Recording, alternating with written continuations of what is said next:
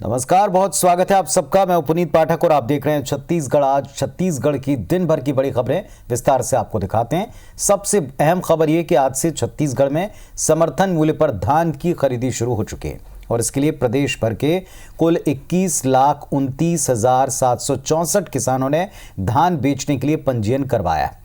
धान खरीदी के पहले दिन मंडियों में अलग अलग नजारे देखे। कहीं किसान और समितियों की खरीदी को लेकर उत्साह था तो कहीं आरोप, विवाद और प्रदर्शन। प्रदेश के कुल 2,305 केंद्रों में कोरोना से बचाव के उपायों के साथ खरीदी की शुरुआत हुई है। केंद्रों में सैनिटाइजर, मास्क और हाथ धुलाई की व्यवस्था थी। महासमुंद में धान खरीदी के पहले दिन बागबाहरा ओडिशा सीमा पर 275 कट्टा धान जब्त हुआ है। बलरामपुर में किसानों को टोकन नहीं बांटे जाने से देर तक धान की खरीदी नहीं हुई। गरियाबंद के अमलीपदर मंडी में पिछला भुगतान न होने से नाराज किसानों ने मंडी का घेराव किया। किसान बाहर खड़े हो गए। धमतरी जिले में ग्राम दुगली में धान खरीदी की मांग को लेकर आसपास के 6 गांव के किसान सरकार के खिलाफ सत्याग्रह करने लगे। सांसद गोमती साय ने अपने लोकसभा क्षेत्र में सभी धान खरीदी केंद्रों में कार्यकर्ताओं की नियुक्ति की, जो धान खरीदी केंद्रों पर नजर रखेंगे ताकि किसानों को कोई अव्यवस्था न झेलनी पड़े। इधर पेंड्रा में छत्तीसगढ़ जनता कांग्रेस के प्रदेश अध्यक्ष अमित जोगी ने खरीदी केंद्रों पर पहुंचकर व्यवस्था का जायजा लेते हुए अव्यवस्था होने के आरोप लगाए। खाद्य मंत्री अमरजीत भगत ने कहा, सरकार ने धान खरीदी की बेहतर व्यवस्था की है, कहीं किसी को कोई शिकायत नहीं है।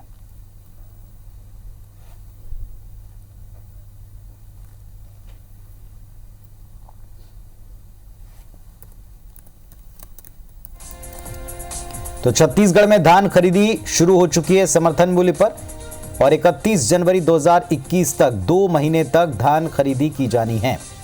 आज पहला दिन था। कुल मिलाकर 2,305 धान खरीदी केंद्र बनाए गए हैं जिनके जरिए खरीदी होगी। 257 नए केंद्र हैं। अब की बार भीड़ ना हो इसका ख्याल रखा जा रहा है। 21,29,764 पंजीकृत किसान हैं और कुल 2,49,000 नए किसानों ने पंजीयन भी करवा रखा है। टोकन के आधार पर धान की खरीदी होती है। पहले टोकन प्राप्त करना होता है और उसके बाद उसी आधार पे बुलाया जाता है। फिर वही बात है, हमारे धान 12 कुंटल धान नहीं लिया है। यही हमारे परेशानी। हमारे 1.25 एकड़ खेत है, उसमें खाली 16 कुंटल 40 किलो ले रहा है। खत्म हो गया, अब चालू हो गया तो चलेगा, ठीक है। सब एक साथ लाएंगे तो थोड़ा सा तो दिक्कत होगा, बाकी यहाँ पे टोकन सिस्टम से आता है तो इसीलिए व्यवस्थित होगा सब। छः बार हम यहाँ आए हैं सोसाइटी में, वोकट से हम 12 महीना के जो फल है मिले है तो तभी ठीक लगा थे। आन साल से अच्छा है। व्यवस्था है, दे ढलई हो गए है। पहली बारदाना रखत रहे न, बारदाना रखे नहीं लगते। आन साल लेट में खरीदिया, लेट में थे। अब व्यवस्था जोरदार है। अब भगवान 2 घंटा पानी दी वो भी गाड़ दी किसान ला। हमारे पास आधा अधूरा तैयारी था, उसको पूरा करने में थोड़ा समय लगा, लेकिन आज हम कह सकते हैं कि पूरे प्रदेश में हमारी तैयारी पूरी है और किसी प्रकार की दिक्कत किसी भी किसान को नहीं होगी। और आज अन्नदाताओं ने अपना धान लाया, हमने उनका सभी का स्वागत किया है। परिस्थिति में भूपेश बघेल जी और उनकी सरकार किसानों के साथ खड़ी है। वैसे भी रकबा को कम कर दिए हैं और रकबा तो कम हुआ ही है। पहले 20 कुंटल प्रति एकड़ खरीदी होता था, इस बार 15 कुंटल खरीदी कर रहे हैं। निश्चित है सरकार घटा दिए हैं, पर जितना है उतना तो किसानों का धान को लेना ही पड़ेगा सरकार को। और ऐसा हम लोगों का भी इच्छा है कि सभी किसान का जितना मतलब 15 कुंटल प्रति एकड़ तो ये हम लोग बेचवा कर रहेंगे। कोई बात है जिसे इन्होंने पूरी करी। 2018 में मैं खुद स्वीकार करता हूँ बहुत शानदार शुरुआत करी थी, 2500 रुपया धान का समर्थन मूल्य दे के। लेकिन 2019 में जो दुर्गति किसानों की हुई है, मुझे नहीं लगता कि छत्तीसगढ़ के हमारे 20 साल के इतिहास में इतनी दुर्गति कभी भी उनकी हुई होगी।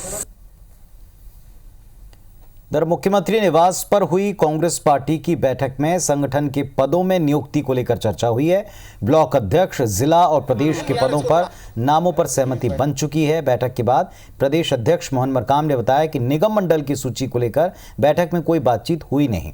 उन्होंने कहा कि निगम मंडल में नियुक्ति को लेकर एक बार फिर बैठक होगी। फाइनल लिस्ट आलाकमान को भेजी जाएगी। अंतिम फैसला आलाकमान का होगा। उनकी स्वीकृति मिलने के बाद ही सूची जारी होगी। मोहन मरकाम ने कहा, 17 दिसंबर को हमारी सरकार के 2 साल पूरे हो रहे हैं। मुख्यमंत्री की इच्छा है कि कर्मठ कार्यकर्ताओं को इस मौके पर नई जिम्मेदारी दी जाए। इस बयान के बाद ये लग रहा है कि कार्यकर्ताओं को निगम मंडल के लिए अभी और इंतजार करना पड़ेगा। 306 जो संगठन के ब्लॉक हैं उसमें सहमति बनाने का प्रयास किया और हमें लगता है हाईकमान के पास से सूची हम भेजेंगे। जिला कार्यकारिणी के लिए भी अधिकतर जिलों की सहमति बनाने का हम लोगों ने प्रयास किया और आने वाले दिनों में निगम मंडलों के लिए भी हम लोग बैठेंगे तो विस्तार से चर्चा हुई है और अंतिम मुहर यहाँ से प्रदेश से फाइनल कर रहे हैं और हम लोग हाईकमान को भेजेंगे। छत्तीसगढ़ में बीते कुछ दिनों में नक्सली एक बार फिर सक्रिय दिखते हैं। बीजापुर और दंतेवाड़ा में नक्सलियों की नापाक करतूत बताती कि नक्सली अब अपनी धमक दिखाना चाहते हैं। इसी को लेकर वारदातें। दूसरी तरफ जवानों ने भानु प्रतापपुर में नक्सली दहशत पर शिकंजा कसा। सरकार फोर्स की तारीफ कर रही है, लेकिन ये सक्रियता किस तरफ इशारा करती है, इस बात को लेकर चिंता है।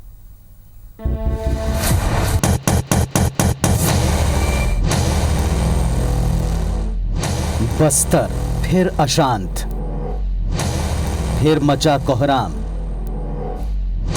प्रयास हुए बेअसर, नए प्रयोग की तैयारी, कब मिलेगा पुख्ता जवाब, कब बुझेगी ये आग।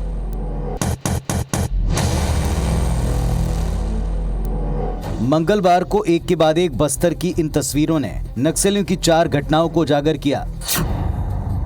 बीजापुर में नक्सलियों ने आईडी ब्लास्ट कर एक सूमो वाहन को शिकार बनाया।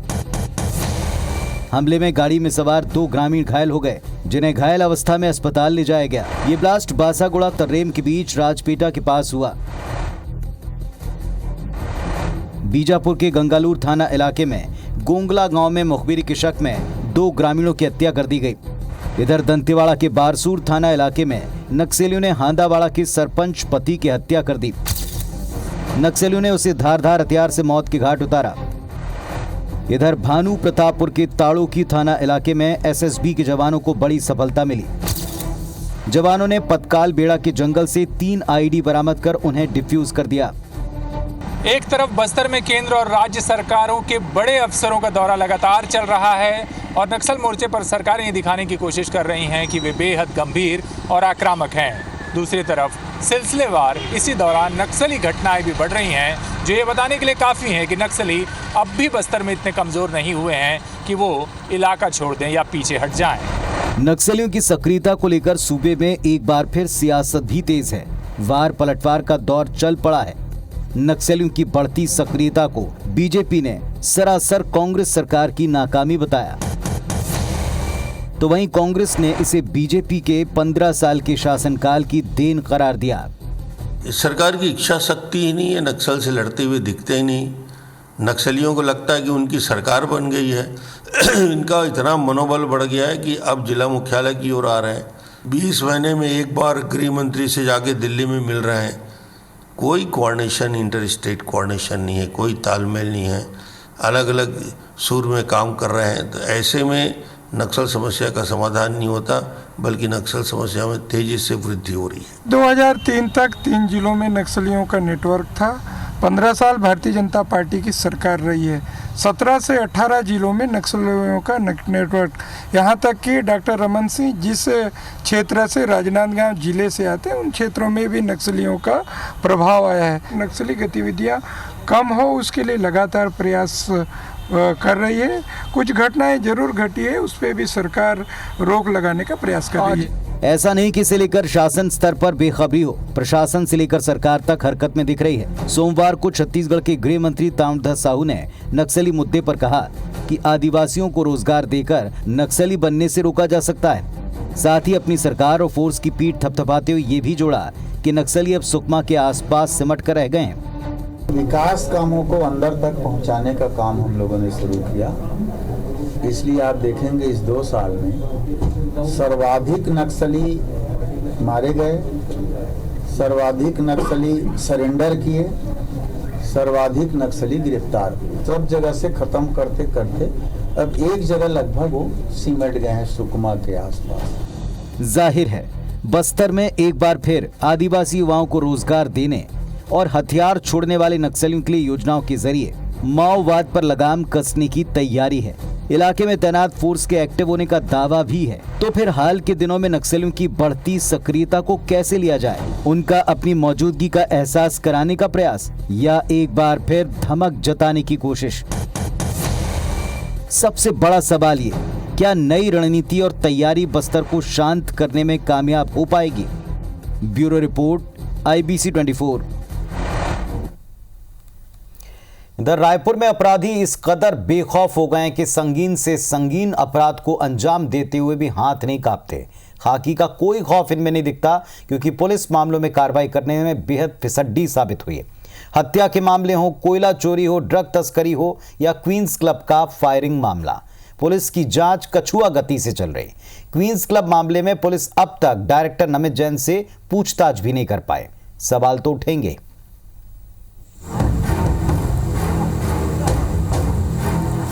बेरहमी से कत्ल का ये वीडियो बताने के लिए काफी है कि राजधानी रायपुर में बदमाशों के मन से पुलिस का खौफ कैसे खत्म हो चुका है। कैसे राजधानी के बोरिया कला इलाके में एक नाबालिग को बदमाश ने चाकू से गोद डाला और उसके साथ ही इस खूनी वारदात का वीडियो बनाते रहे। इसमें कोई शक नहीं कि हत्यारा नशे में धुत था और नशे में उसने इस खौफनाक वारदात को अंजाम दिया।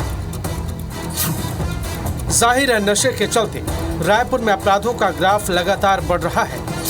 महज महीने भर में ही हत्या की 18 वारदातें हो चुकी हैं।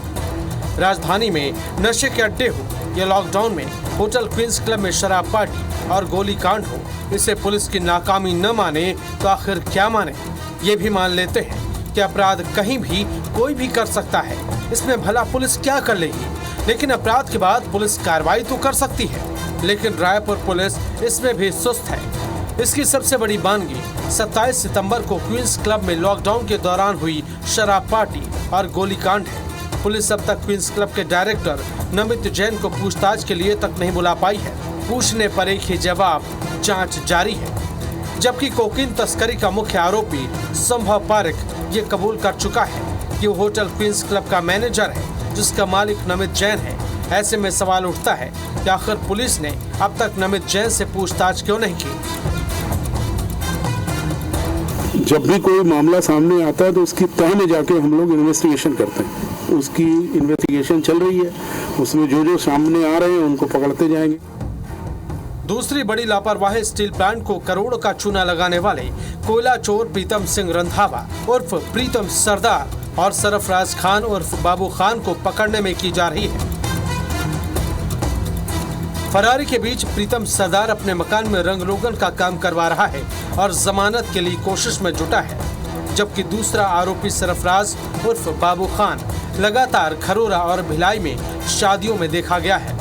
इसके बाद भी पुलिस इतने गंभीर मामले में लापरवाही की हदें लांघ रही है।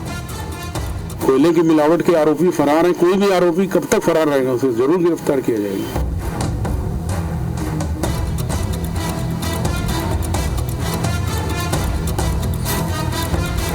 राजधानी के आजाद चौक जैसे थाने में गांजा, चरस, नशीली सिरप, नशीली गोलियां बेचने वालों के खिलाफ लगातार कार्रवाई हुई है। सोमवार को ही पुलिस ने सिरप की लगभग 500 शीशियों के साथ 4 आरोपियों को गिरफ्तार किया है, लेकिन गोल बाजार, कालीबाड़ी, गुढ़ियारी, उल्ला और टिकरापारा थाना इलाकों में आज भी खुलेआम नशे का कारोबार चल रहा है, जबकि ज्यादातर वारदातों की जड़ नशा ही है। हालांकि डीजीपी का कहना है कि एफआईआर होने के बाद फौरन गिरफ्तारी हो ये जरूरी नहीं। जांच के बाद आरोपियों को गिरफ्तार किया जा रहा है। रायपुर में ड्रग्स के पीछे काम चल रहा था। नाइजीरिया के लोगों को बॉम्बे से पकड़ के लाया गया। पहले अमूमन क्या होता था कि कोई केस हुआ, जो सामने एक आदमी मिला उसको पकड़ के बंद कर दिया, केस खत्म हो गया। अभी ये हमने पुलिस अधीक्षकों को कहा है कि सारे केसों की तहकीकात पूरी बारीकी से की जाए और उसमें टाइम लगता है, जो मिलता जाए उसे गिरफ्तार करें। सवाल यह है कि आखिर वक्त रहते पुलिस आरोपियों पर शिकंजा क्यों नहीं कसती, ताकि दूसरे अपराधियों के मन में पुलिस और कानून का डर बना रहे। अब देखना यह है कि क्वींस क्लब समेत बाकी मामलों में पुलिस कितनी जल्दी कार्रवाई कर अपनी सख्ती की बानगी पेश करती है। संदीप शुक्ला, IBC 24, रायपुर। और हमारे सहयोगी संदीप शुक्ला इस वक्त हमारे साथ में जुड़ गए हैं। संदीप, एक नाबालिग की हत्या और दूसरा युवा उसे बुरी तरह से चाकू से गोदता दिखा, नशे में युवा दिखाई पड़ा। नशे का कारोबार हो, ऐसे बड़े मामले जिनको आईबीसी ने लगातार उठाया, इन सब में कार्रवाई का ढीलापन कॉमन दिखता है। बिल्कुल, देखिए बिल्कुल ढीलापन है और थाना लेवल पे कहीं ना कहीं ये ढीलापन है।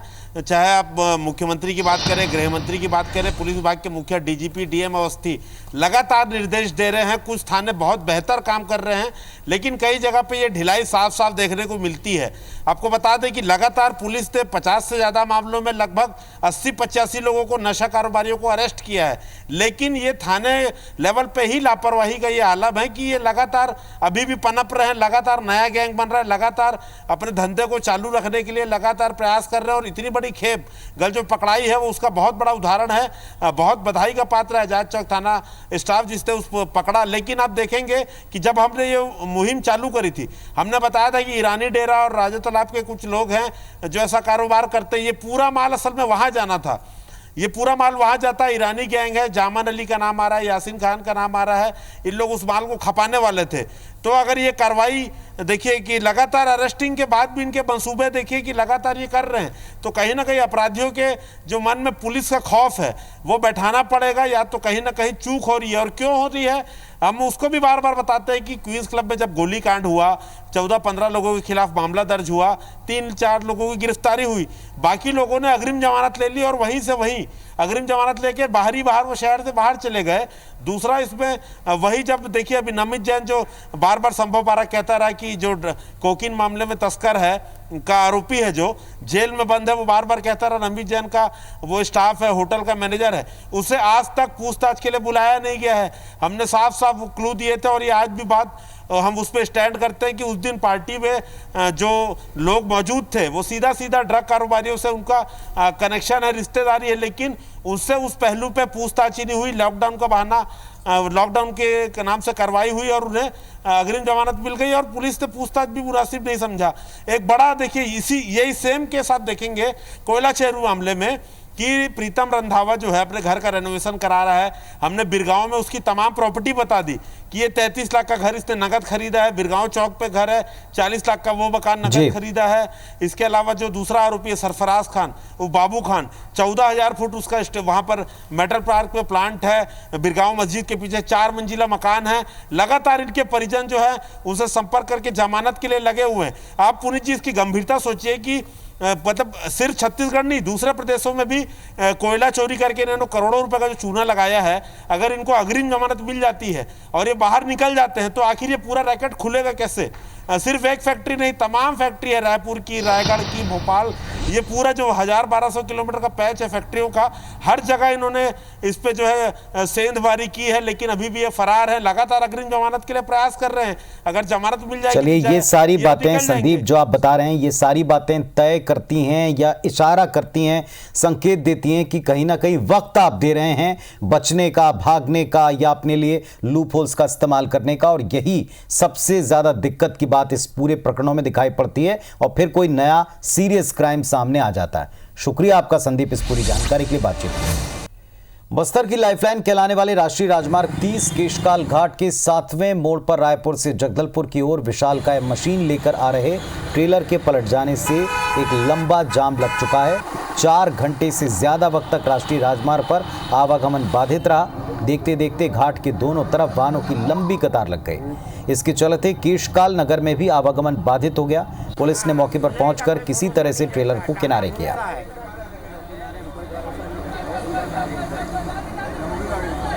इसका भी बैंड बजेगा ना पूरा।